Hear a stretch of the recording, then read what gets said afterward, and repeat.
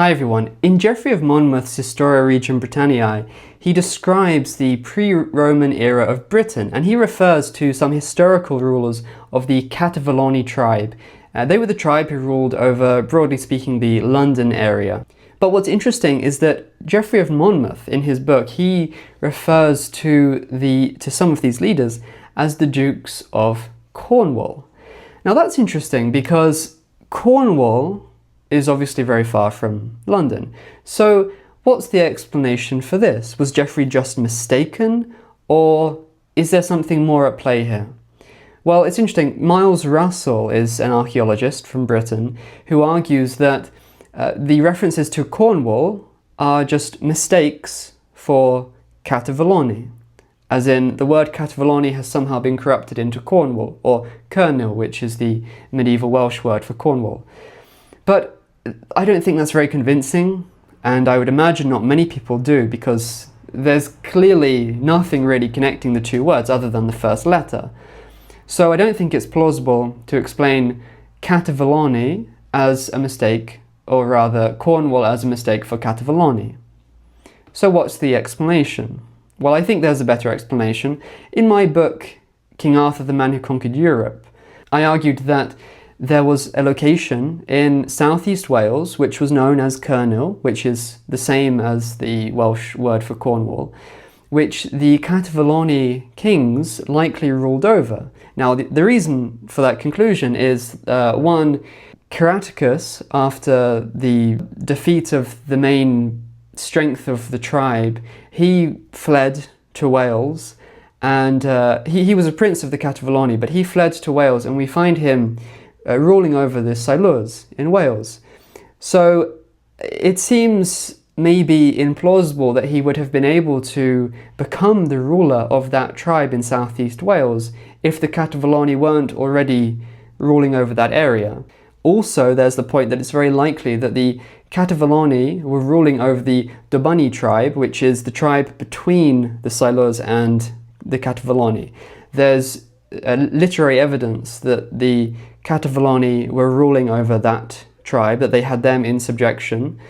So that would leave, well, that would mean the Silures were just next to where we can be pretty sure their sovereignty went up to. So maybe it went a little bit further than the evidence currently shows. It wouldn't be anything remarkable.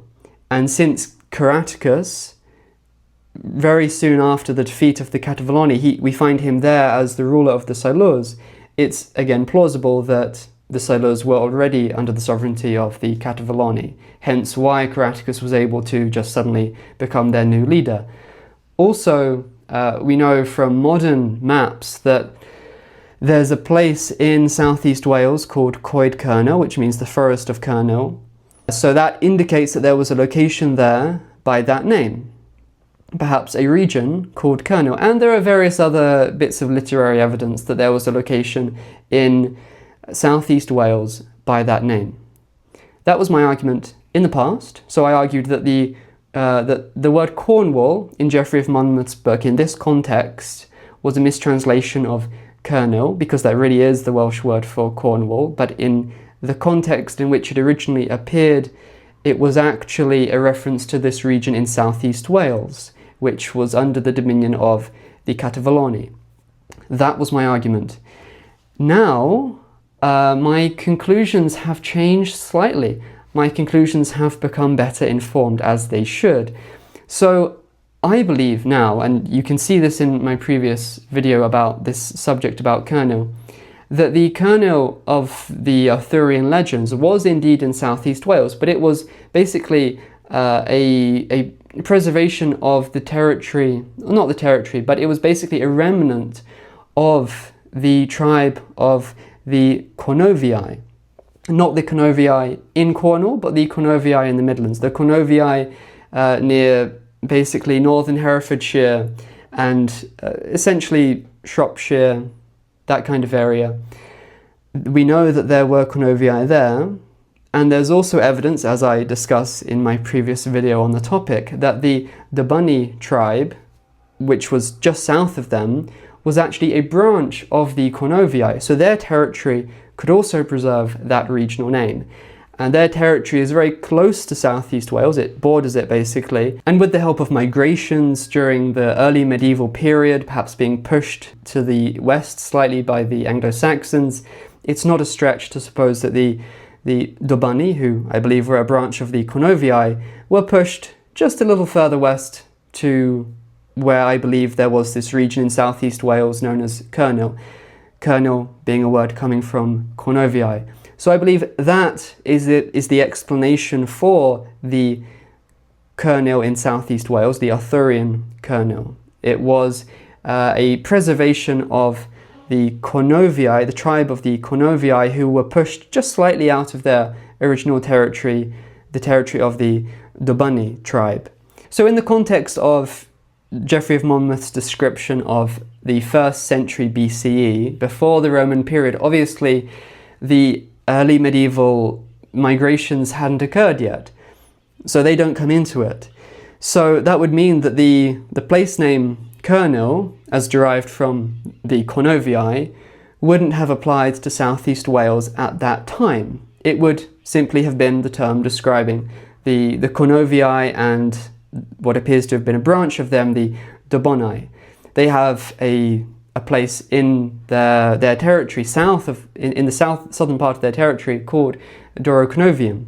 So this appears to have been a name which was associated with them at that time, in Roman times. So the explanation, I believe now, the explanation for why Geoffrey of Monmouth referred to certain rulers or princes of the Catuvellauni tribe as the Dukes of Cornwall is, yes, because Cornwall was a mistranslation of Cornwall, or a derivation of Cornovii, let's say, but not as applied to southeast Wales, but as applied to its original pre-Roman era, or certainly pre-early medieval migration era location of around Gloucestershire and Herefordshire, that area. That's the area of the Dobunni tribe. And so that, I believe, would have been known as Cornwall in medieval legends about the 1st century BCE, the pre-Roman era.